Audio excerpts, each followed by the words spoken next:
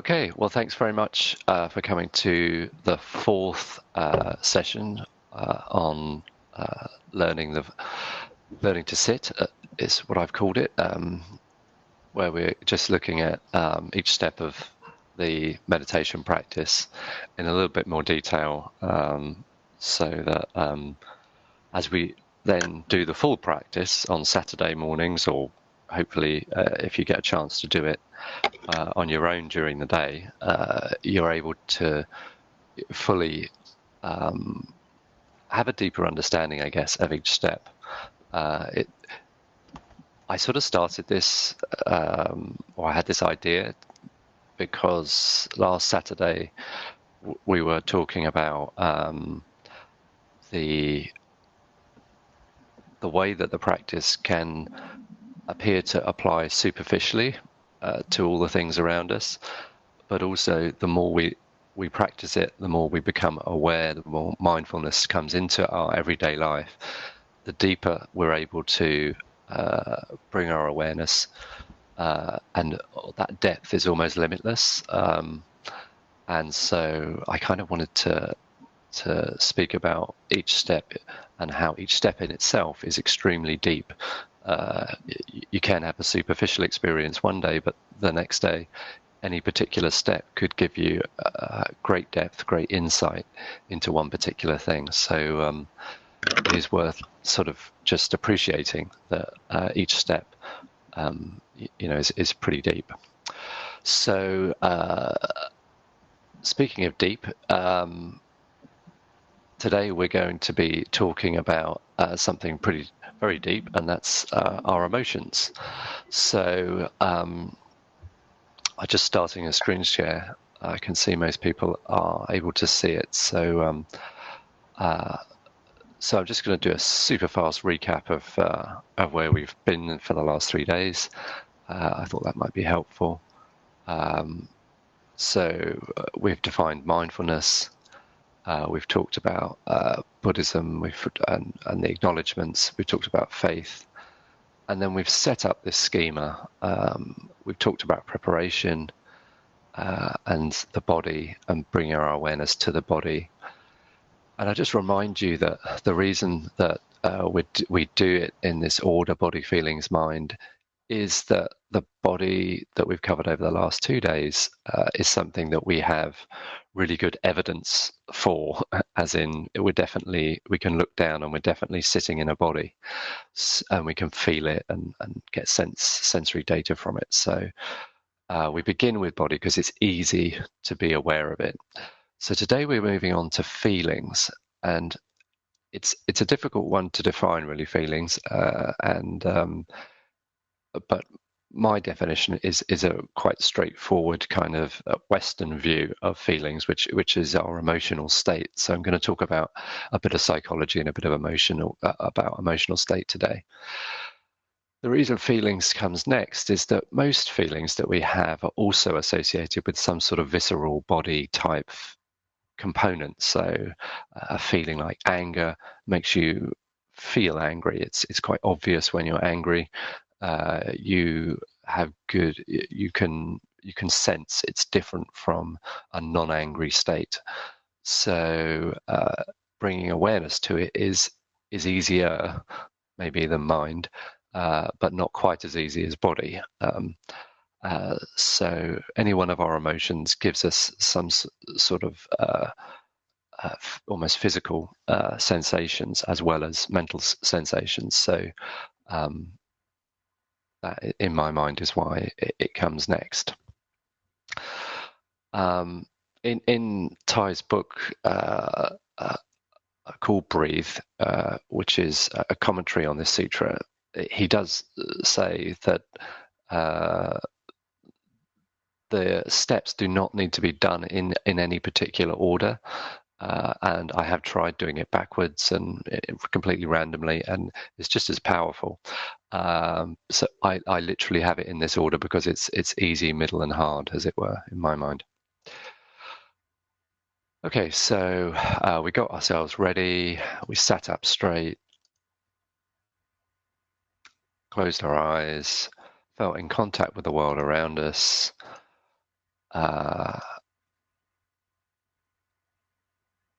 connected with our body, scanned through our body. So there's a lot of stuff on preparation. And then yesterday we talked about awareness of our breathing, remembering our breath being a reset point. And then from breathing through natural and soft, which is a kind of letting go and trying to be aware of self without being involved in it. And then we closed yesterday with awareness of the whole body as one unit, and then calming that body down. Okay, so the next scatter is feelings. So it's pretty straightforward. I'm aware of my feelings. I calm my feelings. So, as I say, superficially, that sounds like no big deal. I'm sure we can do that. I'm aware of my feelings, calm my feelings.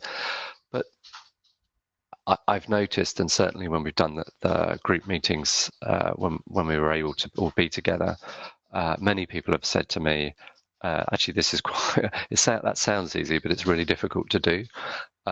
What does it mean? And so that's kind of the purpose of the next 20 minutes is to maybe give you my definition of what it means. Not saying I'm absolutely right, but this is my kind of view on that. So, as I say, feelings or emotions. So, if I'm aware of my emotions, is that even possible? As I say, there are many times when our emotions become stronger, and therefore, and quite often so strong that they overwhelm us. And I mean, we could pick an emotion, say like sadness, and we could think of a time where we've become very sad, and then we become tearful, and then we start sobbing and crying, and everyone's experienced that in their adult and child life. So you can definitely remember a time where you've felt an emotion has got so strong that it's overwhelmed you. But can you be aware of your feelings when you're not overwhelmed by them? Similarly, anger, we've all lost our temper, and even people kind of, that phrase meaning losing our temper means, I guess, losing control and therefore being overwhelmed by anger. But could you be aware of anger as on the rise, as it were, before we get overwhelmed? And that's kind of the question for these two gathas. That's really the essence of what we're doing. Because I think if you are being overwhelmed by anger, for example, or you're sobbing your eyes out because of sadness, it would be quite difficult to do a sitting meditation at that point. I think it would be difficult. I would, if you ever found yourself in that situation and had the opportunity, I would encourage you. I've actually done it when I've been overwhelmed by emotion, and it's actually a very powerful experience.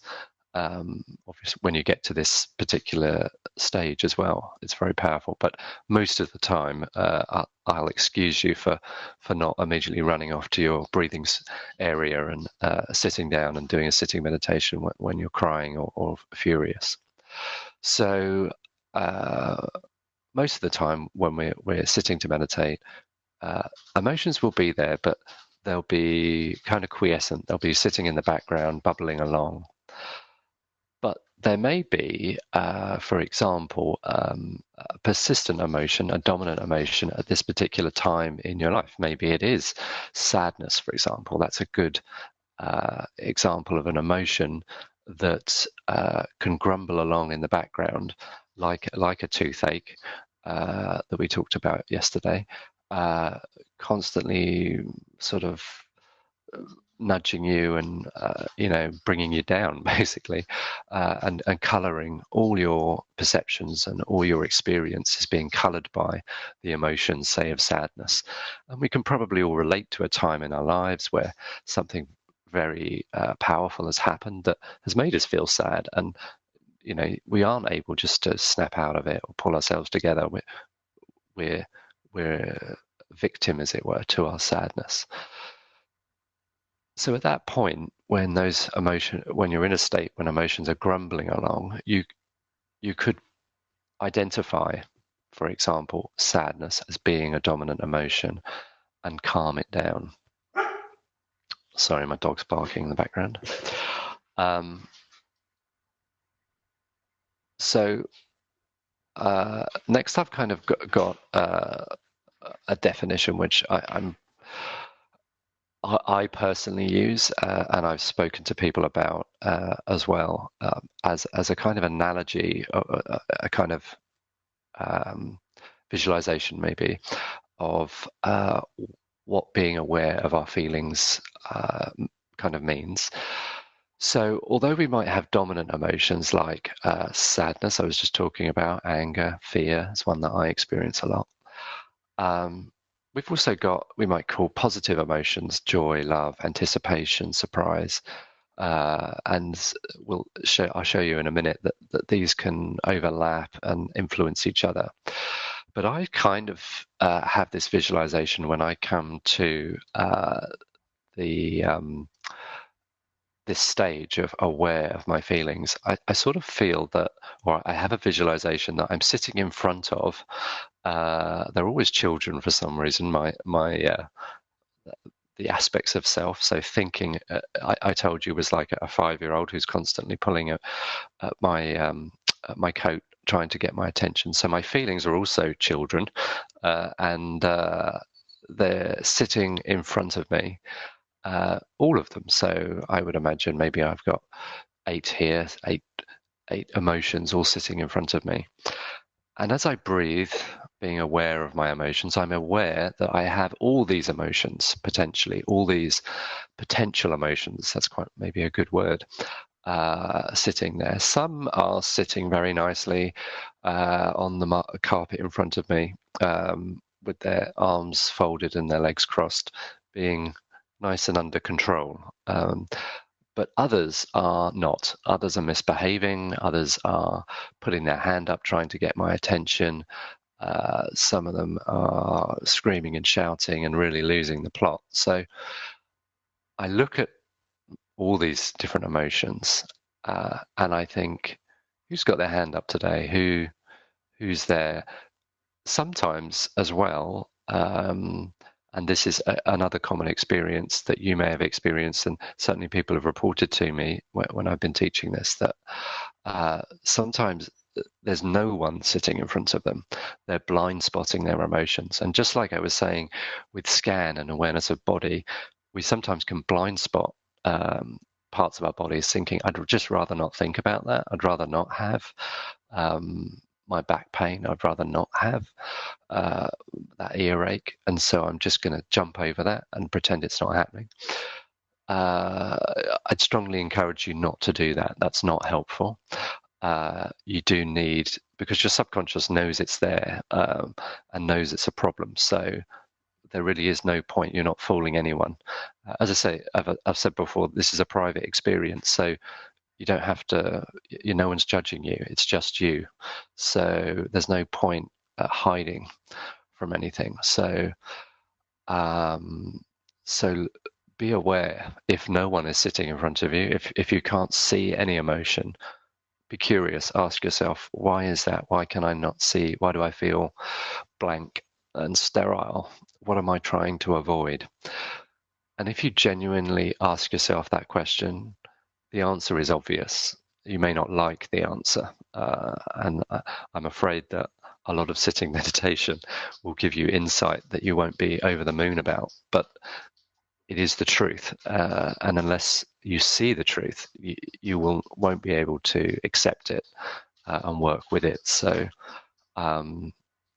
unfortunately, it may not be good news, but at least it will be the truth, and an honest, authentic experience. So I can promise you that. So yeah, so if no one's there, think, why is no one there?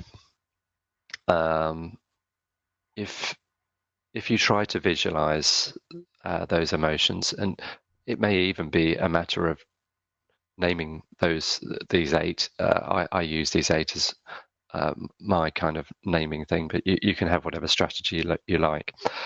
I particularly, and I probably haven't highlighted them brilliantly here, but I did change the color of these two. These are my favorite, in inverted commas, or they're my least favorite, but uh, I, I really signpost fear and anger as being um, two emotions which cause us a lot of trouble in our lives. And you don't really need me to give you a lot of examples about how anger and fear can cause you trouble, but they can bring a lot of suffering into your life. So um, it's probably never a bad idea just to every day check whether anger and fear are sitting still with their legs crossed and their arms folded, or are they restless? Are they going to cause you trouble today? Um, and sometimes they're a combination. Sometimes you can feel scared and get angry because you're scared, or vice versa. So I'll show you in a minute how that all these emotions can cross over. But checking in with anger and fear specifically is something that's probably worth doing just on one in-breath and out-breath, purely because of the suffering that anger and fear can cause.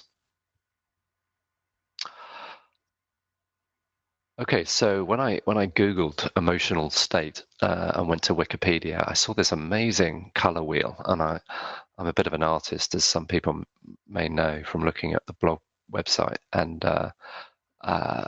it really caught my imagination because it shows a lot of the emotions that I talked about, but also it shows how you can have different levels of emotion, different depths of emotion. So, for example, anger can become rage. You can be overwhelmed. And anger, when it's just being a bit restless, can be annoyance. And we can probably identify with feeling annoyed, feeling angry, and being in a rage as being different feelings, uh, but really they're all the same feeling. And then there's this interesting idea about crossover. What happens when anger interacts with, for example, anticipation? So, and that being aggressiveness. So I haven't read this guy's paper or his work, but it's just something that I saw a few days ago when I was preparing this, and I thought it's worth pointing out that this is a really good description of your emotions, of the fact that emotions have depth, and also this idea that emotions can interact with each other. And so they're not clearly defined packets. In the same way that when we're thinking about our body, if, for example, we're thinking about our hands and our wrists and our fingers, uh, they don't live independently of each other. Um, one depends on the other, and so emotions can exist in a similar way.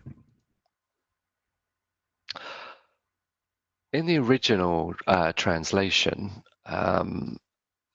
Thai uses two words, joy and happiness, which I have actually changed to freedom and contentment, but purely because people found these words difficult to bring into their practice. They found them a bit inauthentic or jarring, so I changed it. But I would like just to stick or just remind you of the definitions here of joy and happiness because they are in the original translation. So, what does joy mean and happiness? Well, the description is, or to think that we're walking through a desert, a very, very dry place. And we've been walking for a long time and it's very hot. And remember the feeling of being really thirsty. So your mouth is really parched, tongue sticking to the side of your mouth, and you're absolutely desperate for water. We all know, we've all experienced thirst, and thirst is a difficult thing to ignore, and is really quite an unpleasant thing. So joy, well, it's suffering, I guess. Thirst is suffering. So joy is the feeling that you get when you see suddenly over the horizon a beautiful glass of ice cold water. You know that happiness, your needs will be met by getting to that glass of water. You know uh, that that contentment there is the potential for contentment, the opportunity for your needs to be met. So it's about opportunity, and that's kind of a key word. And then obviously you carry on walking and you get to the glass of ice cold water and you pick it up and you drink it, and that thirst has been quenched. And the feeling that you get, again, it's a feeling. If you can remember when you've been really thirsty, even if it's I don't know why I'm going to bring this up, but even if it's like a really bad hangover and you're feeling very thirsty, and you have that glass of water, and the sensation of, oh God, that's exactly what I needed. That is happiness. Now, that may not be a traditional Western definition of happiness, but that's what we mean in this sutra. So it's our needs are being met. We are content. Our suffering is lessened. So joy is the potential for that. Happiness is that actually happening. So the next gatha is I am alive. So we've done I'm aware of my feelings. I calm those feelings, and I've spoken about some visualizations to help you with that. The next gatha is I am alive. I feel freedom, in inverted commas, joy. So the reason for this is that we want to cultivate the feeling of joy because this sutra, this meditation practice, this particular meditation practice is about making us feel better. So it's about making us be aware and cultivate mindfulness and awareness, but also it's explicit that you're supposed to also feel better at the end of it, and that's why I'm teaching it, really, so that people can use it to feel better and suffer less. So the reason that we pick this phrase "I am alive" is obviously, if you're meditating, you are alive. So it's a universal truth. We're all alive at the time of our meditation, and we can be aware that being alive means that we have the opportunity for satisfaction, for contentment. We may not be there now yet, but we have the opportunity. And after much picking of different words, I've ended up sticking with this word freedom, because we are all lucky enough to live in a country where we do have freedom. It's a very liberal country where we have a lot of civil liberties, and at any particular time, you are free to do whatever you want. Now, within the bounds of the law, I guess, but even then, you actually do have freedom to break the law. I mean, you may get caught and be punished, but you have the freedom to do whatever you want to do. And the more you think about that, the more that freedom expands, because you really have the freedom to do absolutely anything, and therefore the opportunity to do almost anything. You probably won't do those things, but you could. And that opportunity, that almost limitless feeling, is a feeling of complete freedom. And you are, it begins to become associated with joy, because you really are capturing this idea of, I could do anything. I have the opportunity to get to any state I like. I just need to go there. I need to do it, but I have the opportunity.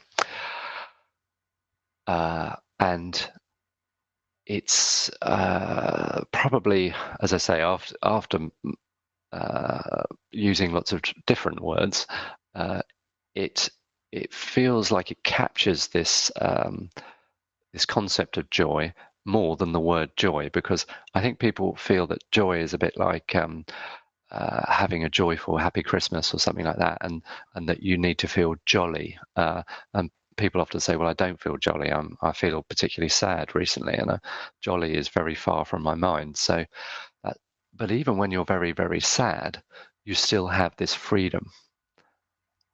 And actually, when you bring your awareness to being alive and having freedom, even if it's sad freedom, it's still free. So it applies universally. The other thing that Ty talks about is something called the pebble meditation, which is a different meditation practice, but defines or brings up the word freedom, that I'll just quickly share with you, is being aware of the fact that we are on a planet in space. Now, this might sound a bit of a random thing to say, but if you look up at the sky, particularly at night, but even in the day, it's a long way up, and there's absolutely nothing up there. You are in a limitless space, literally. We're not talking kind of spiritually or metaphorically. The distance between us and the next planetary system is so vast that it's almost impossible for you to comprehend, and that's just the closest star. So you are in an enormous space, totally free, and that is real. And that freedom, I guess, could be scary, but it's also true. And you are in an enormous space, and your ability to, obviously, we're not lucky enough to be able to move through that space, but you're in it, and therefore you're not confined. It's the freedom being the opposite of being trapped, being confined, limited in some way. So that's another maybe concept that you can bring in if you're struggling with freedom, if you are feeling confined. Whilst you might be feeling confined because of the situation around you, you're actually physically not confined as you would think. Although we all find ourselves at the moment, unfortunately, trapped in our houses, but those houses are in that space, and you only need to open the window a crack to be connected with that space. So you are connected to this big space, and you are free in it. Okay, so I've gone slightly over, 2 minutes over, but that is basically the end, as it were, of these two gathas and my explanation of them. And hopefully that's given you some ideas about how to approach them in your daily practice. There's a bit of complexity there as well, and it's tempting to be thinking about these concepts while you should be bringing your awareness to your feelings and feeling freedom and feeling alive and feeling freedom. So try not to think about it whilst you're meditating. It's no bad thing to let it ponder it between meditations and notice feelings of freedom, for example, or notice our emotional state and try to calm it down. Particularly if you notice it being restless before it's overwhelmed you. If you notice particularly the emotions of anger and fear, as I say, I'll just signpost them as being ones that will almost always get you into trouble and cause you suffering. So you can think about them during the day, as it were. Try to bring your mindfulness to them. Okay, so based on what I've said, is there any particular questions or comments that anyone would like to make before we have a look at the mini meditation?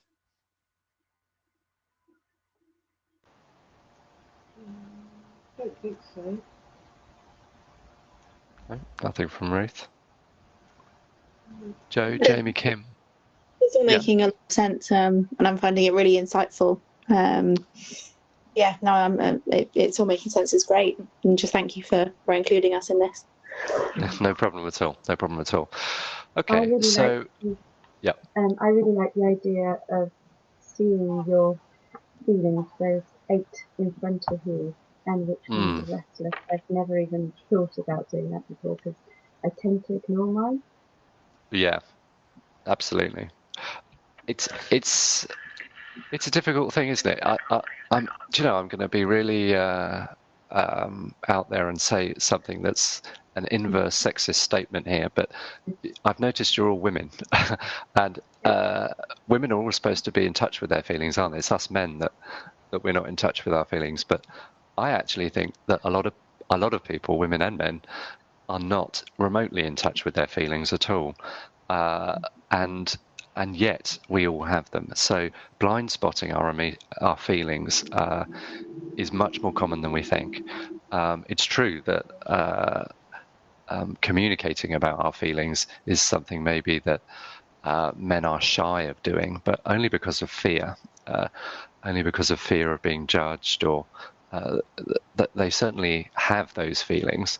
Um, so yeah, so I guess acknowledge that we all have feelings, and just notice, just like when we'd rather not think about our painful toothache, or even judge, I don't know, my I feel a bit overweight, or we say all kinds of nasty things to ourselves about our bodies.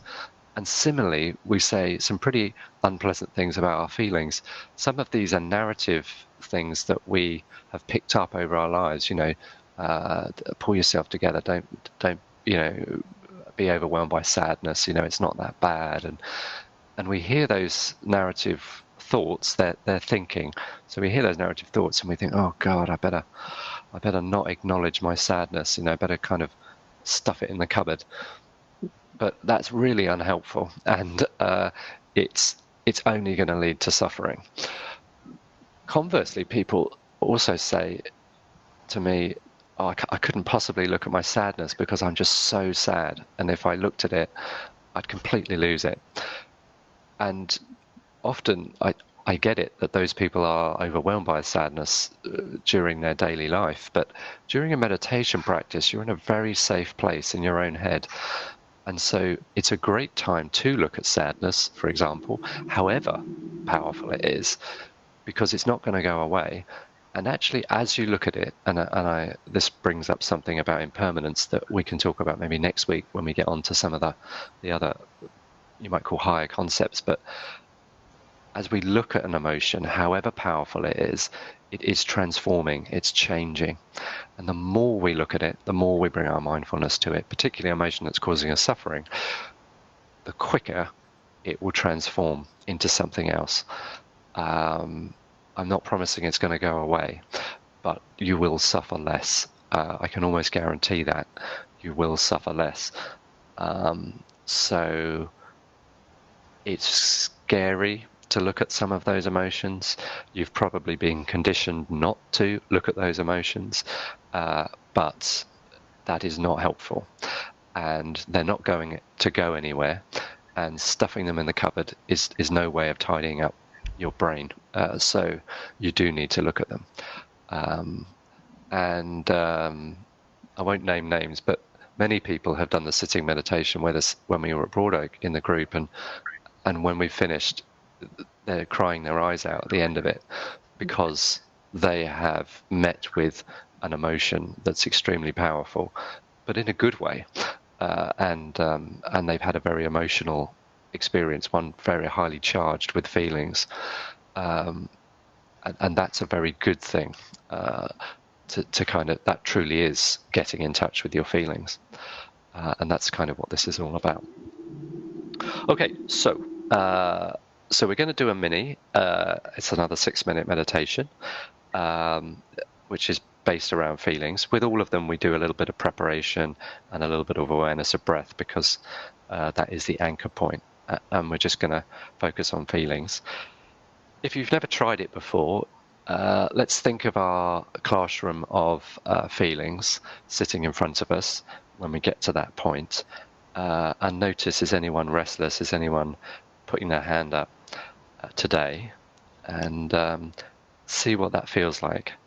And then as we get to alive and freedom, try to capture that feeling of limitless freedom, and does it apply to me right now? It does. So try to think, oh yes, it does. Try to have that feeling possible. So we're trying to cultivate joy. That's what that step is really about. Okay, so if we'll just sit yourselves forward, get your backs nice and straight. If you can mute your mics, just to tell me you're ready, and then I'll start. Okay.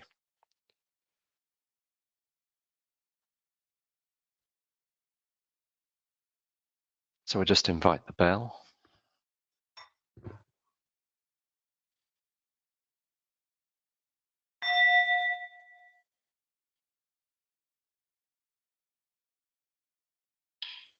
And we just start with keeping our eyes still and looking at one thing in front of us and taking some big, deep breaths in through your nose and out through your mouth.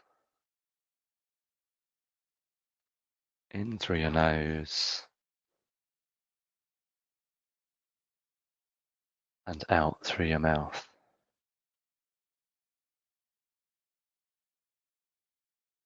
In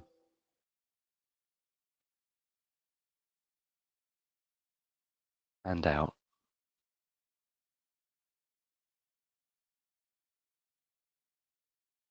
And with the next out breath, close your eyes. And through your nose, begin breathing in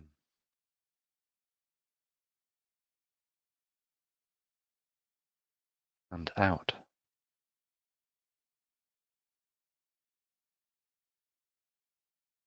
Become aware of the weight of your body on the chair, your feet on the ground, and your hands in your lap.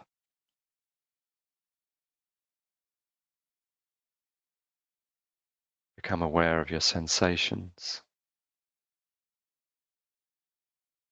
Hear the sounds around you.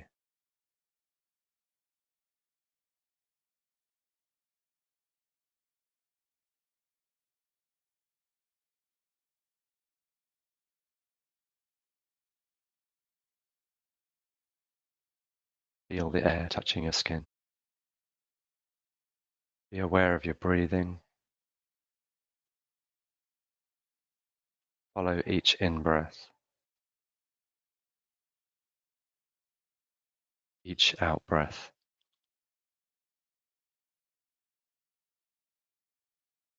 I am breathing in. I am breathing out.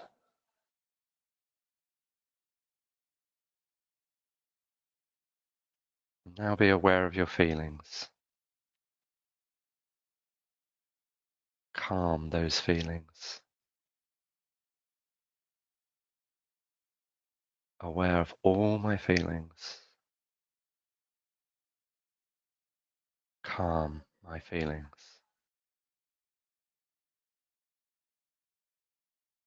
Feelings. Calm.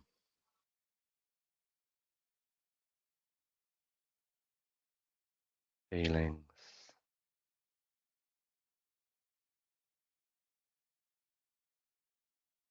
Calm.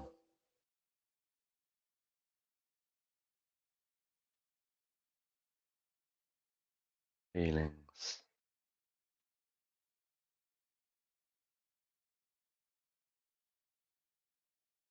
Calm.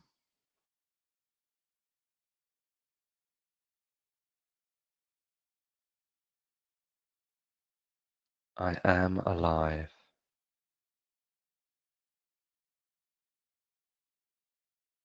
I am free.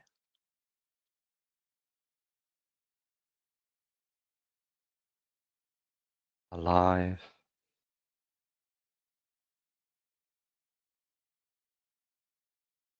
Freedom.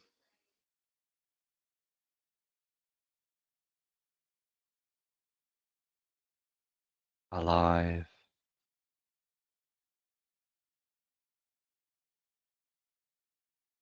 freedom,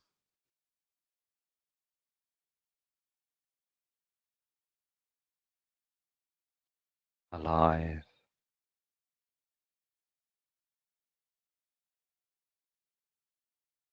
freedom.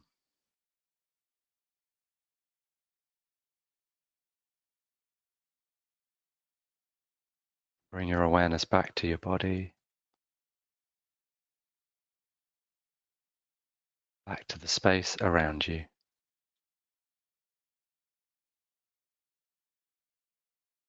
Remember those different points of contact,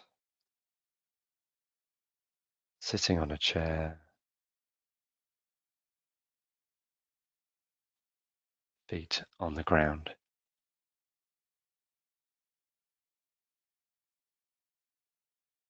And then, in your own time, gently open your eyes.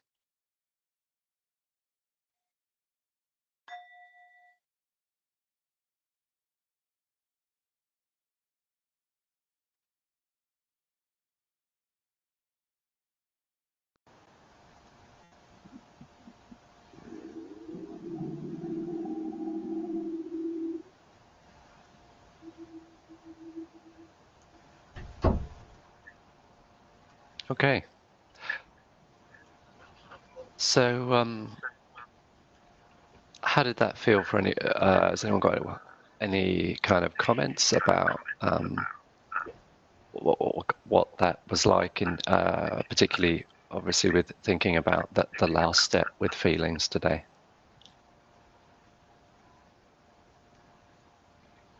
I think the sense of freedom and the way you explained it, that I do find hugely helpful. Yeah. Freedom. I remember from when we practiced before, Joe, that freedom is. You found that very helpful as a definition of joy. Yes, I do. I feel it helps you let go of the things that are pulling you down. Yeah, absolutely. And And that's being the way aware you that you're talk not about. trapped. That's right, and that's the way you talk about the space. I do actually feel Mm, very aware of that. And that, mm, yes, mm. it's good. Absolutely. And this meditation practice, and certainly my belief in it is to try to think about what is actually really happening, and um, to be aware of the things we often ignore, and the opportunities that we have because of our freedom are something that we ignore. Interestingly, until we lose them. So at this particular time, when we're all in isolation due to what's happening around us in the world with the virus, and maybe some of us have lost some of our freedom, uh, we now become aware that we had it because it's been taken away from us. And we will have it again. Um, and even though it's restricted, uh, we haven't lost all freedom.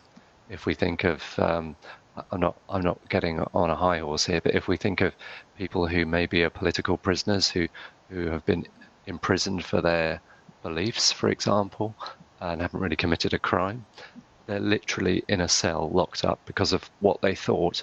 Uh, that's not us. We don't have that. So we also have freedom and the opportunity to communicate with our communities and to, be with our loved ones and our friends and the people around us. So we have enormous liberty, even in this difficult time when we've lost some of that liberty. And bringing our awareness to that is a way of cultivating joy and feeling grateful, I guess, that we do have that. Um, Even at times when I was speaking to someone who had or I was talking about the practice to someone who'd broken their leg, and they were stuck in a hospital with not being able to move, and obviously they had lost an awful lot of liberty, but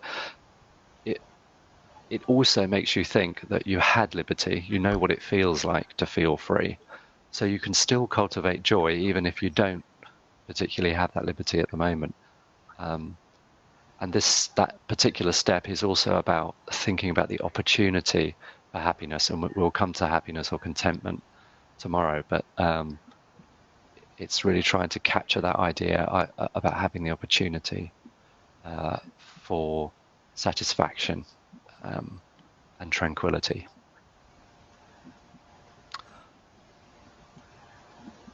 Did Ruth or Kim, Jamie, did you have any kind of insight today that you'd like to share with us? Or Well, unfortunately, my phone rang just as it started. I tried to ignore it, but couldn't. I mean, I did let the answer phone take it, but I couldn't get back into it. So. Okay. Anyway, I'll do it later. Okay. Yeah. I found it very different to yesterday. And there was a surge of something that came up, but I couldn't name it. I couldn't see it. I don't know what it was, but it kind of hijacked me. Yeah. It was a feeling, So with but that, I don't know which one. Yeah.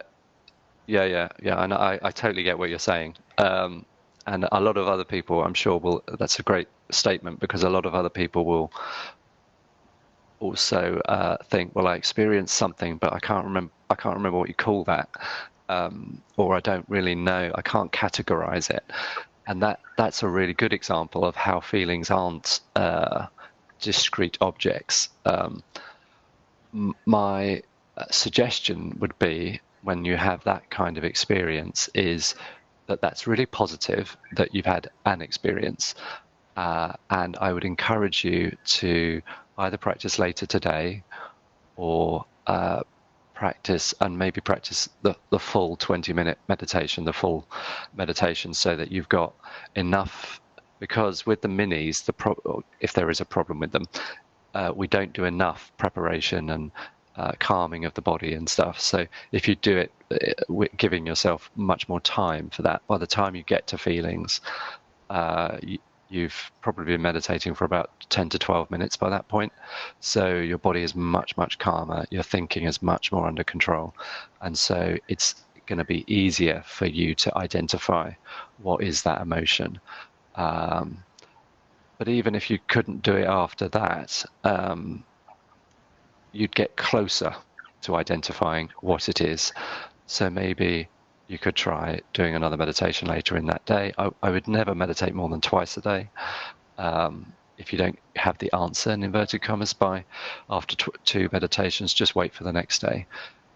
We aren't straightforward machines. We're not like computers, and our experience is very complicated. So sometimes you can't quite name it, because it's really quite complicated, enmeshed emotion that you may have been ignoring for weeks and weeks, or even months and years. So you're not going to get necessarily the answer in a day, but stick with it.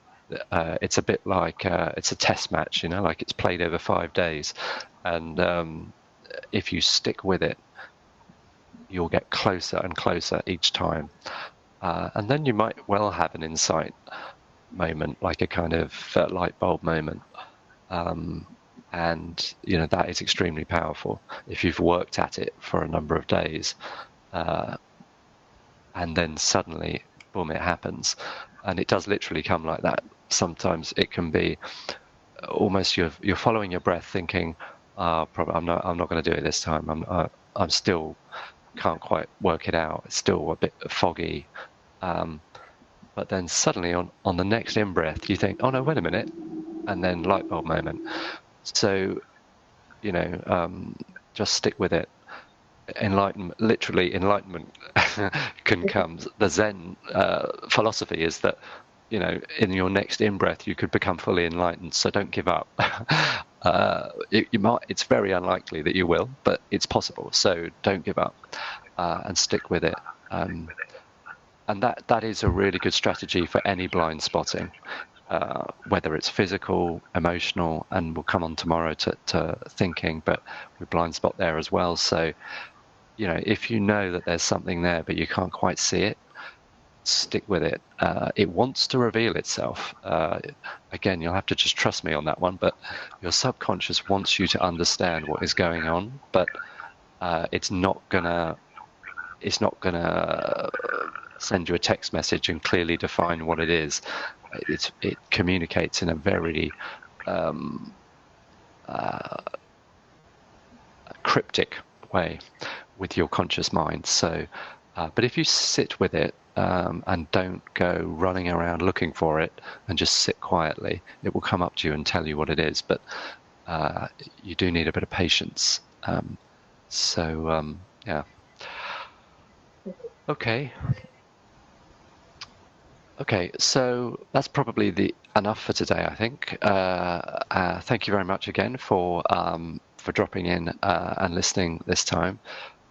Tomorrow is the last session that I'm going to do on this sort of part one, as it were.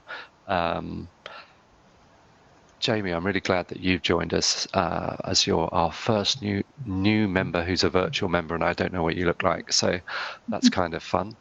I just tell you that every Saturday morning at 9:30 we meet as an Empty Meadow community, and we do the full meditation. You can access everything on the website, all the audio tracks for all the meditations, but it's a great experience to do a meditation in a group, whilst I encourage you to do it daily on your own, because it's primarily a personal journey, but just doing it with other people encourages you to do it. And also you hear people say things, just like Kim said, something that lots of people have said, and you might be thinking yourself, but you can't quite put it into words, and that hearing other people in the group kind of talking about it and defining it is helpful, and it makes your practice progress more rapidly. So I would encourage you to meet up with us as well at 9:30 on Saturday mornings. Okay, so the last one's tomorrow, again 9:30, and we'll finish it off by looking at thinking and the mind. Okay, see you later. See you then. Thank you. Cheers. Bye. No problem. Bye-bye. Thank you. I will.